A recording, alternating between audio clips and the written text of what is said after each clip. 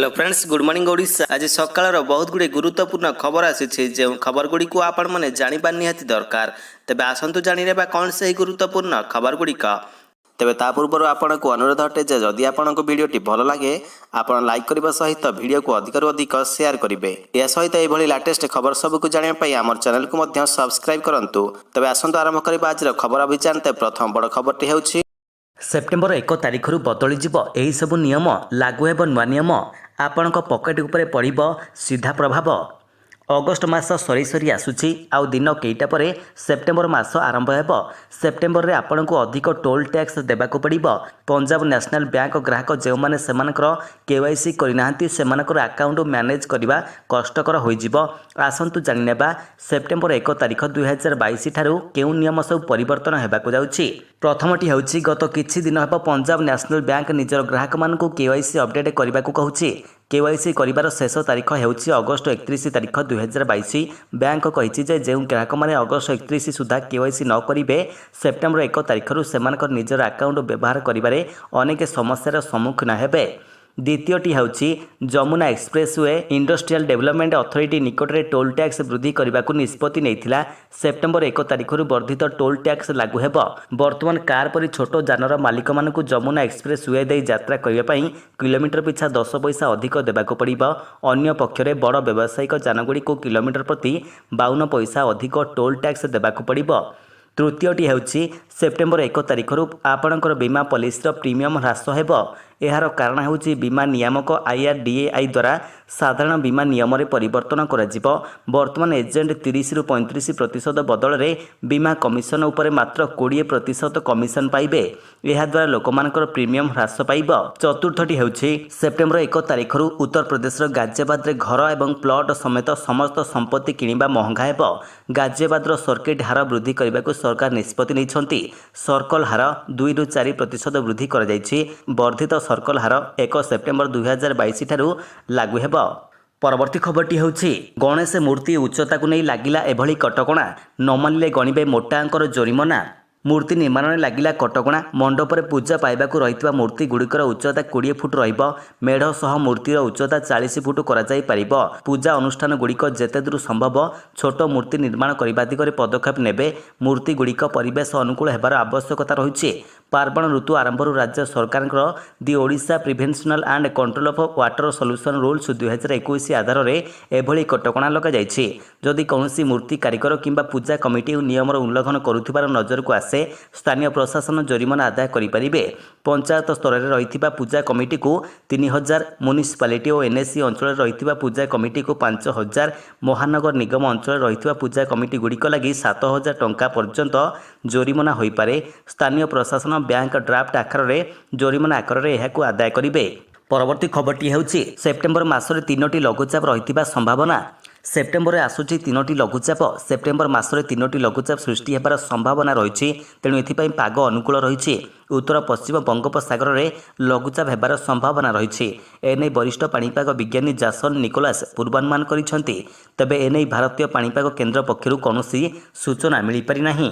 परवर्ती खबरटी हेउछि विज्ञप्ति जारी हैला गणेश पूजारे मांस बिक्री कले नियाजिब कार्यानुष्ठान। गणेश पूजारे मांस बिक्री होई परिबो नाही।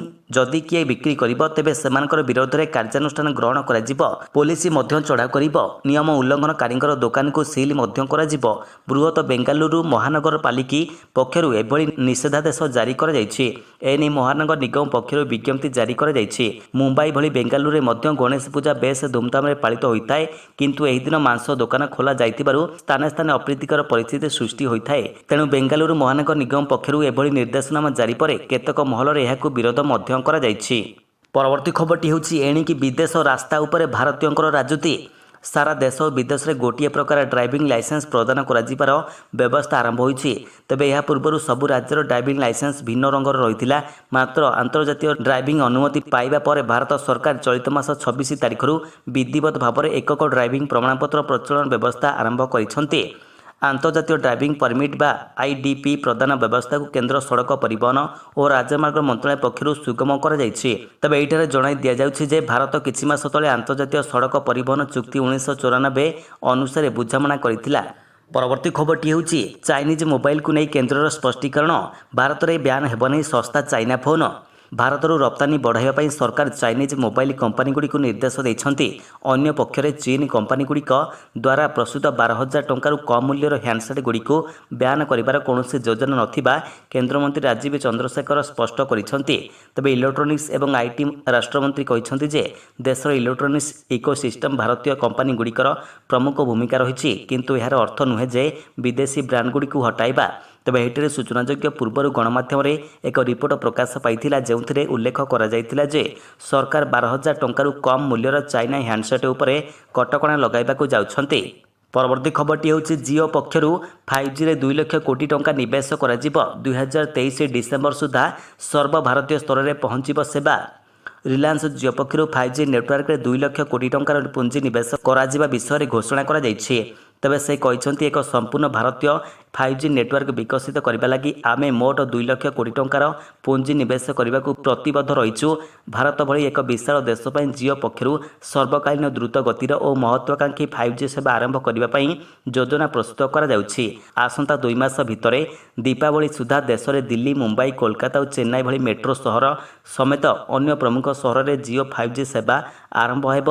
ଏହାପରେ ଦେଶର କୋଣ ଅନୁକୋଣରେ ପ୍ରତିଟି ଗ୍ରାମ ଓ ତହସିଲରେ ଜିଓ 5G ସେବା ପହଞ୍ଚାଇବା ଲାଗି କମ୍ପାନୀ ପ୍ରତି ମାସରେ ଏହାର ନେଟୱାର୍କରେ ନୂଆ ନୂଆ ସହରକୁ ଯୋଡ଼ିବା କାର୍ଯ୍ୟ 2023 ଡିସେମ୍ବର ପର୍ଯ୍ୟନ୍ତ ଜାରି ରଖିବ ବୋଲି ସେ କହିଛନ୍ତି।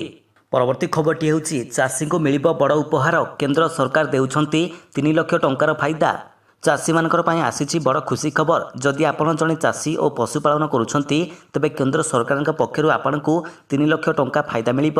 ତେବେ କେନ୍ଦ୍ର ସରକାର କୃଷକମାନଙ୍କର ଆୟ ବଢ଼ାଇବାକୁ ଅନେକ ଯୋଜନା ଆଣିଛନ୍ତି ଯାହା ଅଧୀନରେ ସେମାନଙ୍କୁ ଆର୍ଥିକ ସହାୟତା ଯୋଗାଇ ଦିଆଯାଉଛି। ସେହିପରି କେନ୍ଦ୍ର ସରକାରଙ୍କ ଏକ ଲାଭଦାୟକ ଯୋଜନା ବିଷୟରେ ଆସନ୍ତୁ ଜାଣିବା।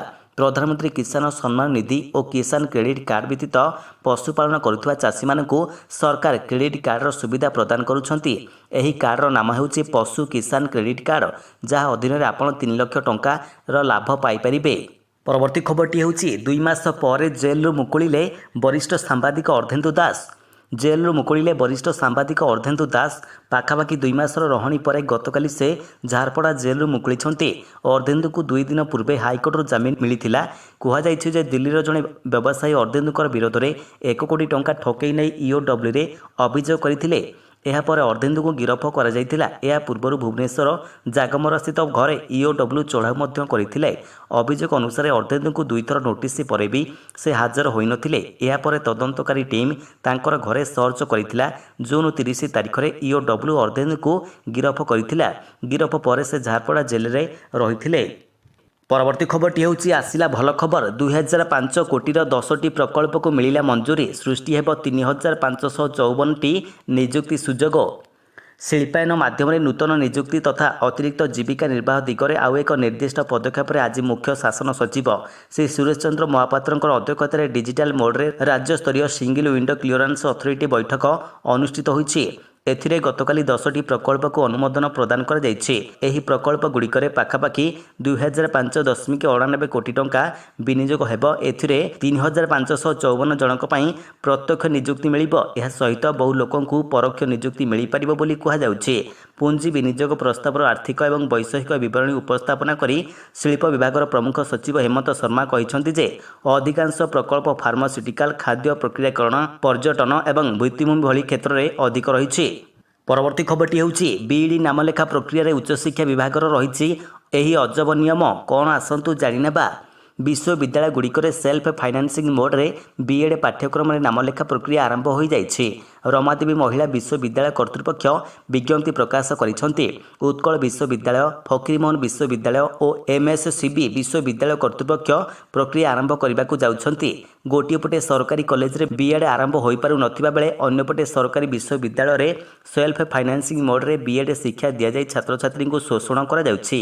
ଯେଉଁ ଛାତ୍ରଛାତ୍ରୀ 2 ବର୍ଷରେ 40,000ରୁ 50,000 ଟଙ୍କା ଖର୍ଚ୍ଚ କରି ବିଏଡ୍ ପଢ଼ିଥାନ୍ତି ସେହି ଗରିବ ମେଧାବୀ ପିଲା ଏବେ 1,20,000 ଟଙ୍କା ଗଣି ସେଲ୍ଫ ଫାଇନାନ୍ସିଂ ବିଏଡ୍ କରିବାକୁ ବାଧ୍ୟ ହେଉଛନ୍ତି। ତେବେ ସବୁଠାରୁ ଗୁରୁତ୍ୱପୂର୍ଣ୍ଣ କଥା ହେଉଛି ଯେ ନାମଲେଖା ପ୍ରକ୍ରିୟାକୁ ଗୋଟିଏ ପ୍ଲାଟଫର୍ମକୁ ଆଣିବା ଲାଗି ଉଚ୍ଚଶିକ୍ଷା ବିଭାଗ ପକ୍ଷରୁ ଏକକ ପିଜି ପ୍ରବେଶିକା ପରୀକ୍ଷା ବା ସିପିଇଟି କରାଯାଉଛି। ପିଲାମାନେ କିଭଳି ଖର୍ଚ୍ଚାନ୍ତରୁ ବର୍ତ୍ତିବେ, ନାମଲେଖାରେ ସ୍ୱଚ୍ଛତା ରହିବ ସେଥିପାଇଁ ଏଭଳି ପଦକ୍ଷେପ ନେଇଛନ୍ତି। ମାତ୍ର ବିଏଡ୍ ନାମଲେଖା କ୍ଷେତ୍ରରେ ସମ୍ପୂର୍ଣ୍ଣ ଓଲଟା ନିୟମ।